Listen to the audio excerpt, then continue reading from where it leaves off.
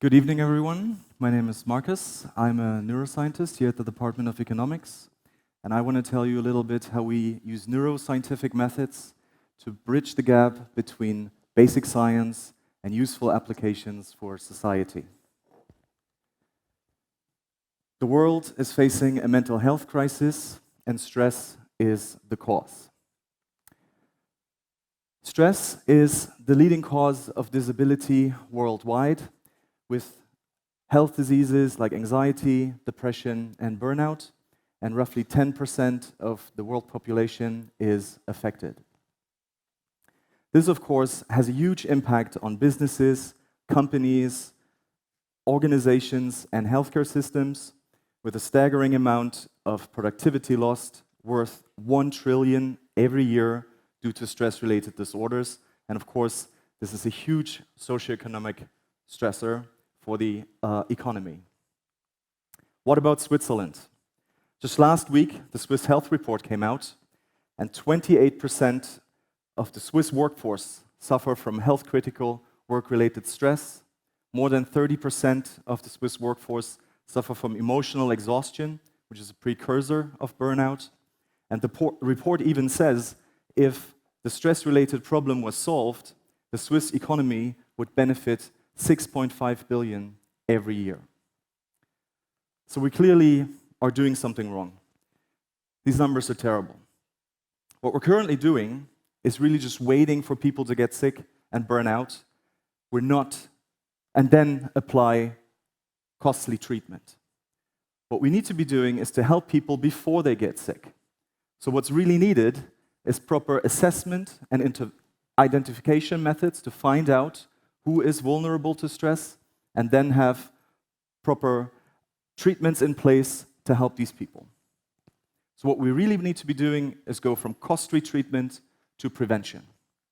Now, how do we do that? Well, how about starting where stress originates? I'm a neuroscientist, of course, originates in the brain. Stress originates in the locus coeruleus, a really small structure deep down in the brainstem, the center of the arousal system. I've done extensive research on this system, and I am particularly interested in the question whether we can measure the system and predict individual stress vulnerability or stress resilience. And so I'm going to tell you about one experiment we did. What we did was we measured the responsivity of the arousal system using our fancy scanner that we here have in the department. And we did this before medical personnel would go into a 6-month emergency room internship. You can imagine, quite stressful what these individuals see. And we knew from the literature that anxiety and depression symptoms will go up. That happened also with these individuals. But everyone is differently vulnerable to stress, so there was quite some variability, and this is exactly what we wanted to predict from the responsivity or the sensitivity of the arousal system. What we found was that the higher the sensitivity of the arousal system, the higher the anxiety and depression symptoms 6 months later. So you may ask, do we now have to scan everyone very costly to find out if someone's vulnerable to stress, or is there maybe another measure? There is another measure, it's pupil dilation. We know that the firing of the arousal system is reflected in the dilation of the pupil, and so we also measured pupil dilation before the medical students would go into their internship and tested if also the pupil dilation would predict their anxiety and depression symptoms, and it worked again. So in essence, what we've built here is a non-invasive biomarker for vulnerability, for stress vulnerability.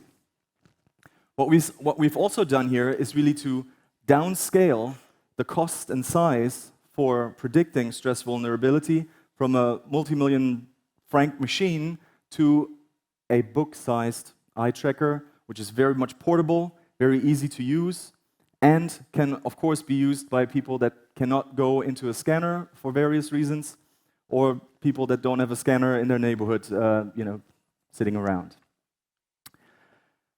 Now, the first step is done. We now have an assessment and a prediction about how vulnerable a person is. But what about prevention? That's what we're currently working on. I am a Bio MedTech entrepreneur fellow. The university gave us some money to now develop a training for stress resilience using pupil dilation. The aim here is really to develop a training regime that then will develop into a marketable product that can be used around the world in all kinds of companies and organizations to enhance people's stress resilience. So I hope with this little talk I have shown you how we go from using neuroscience, from basic science, to applicable and useful means to help fight the burden of stress in the world and in society. So thank you very much.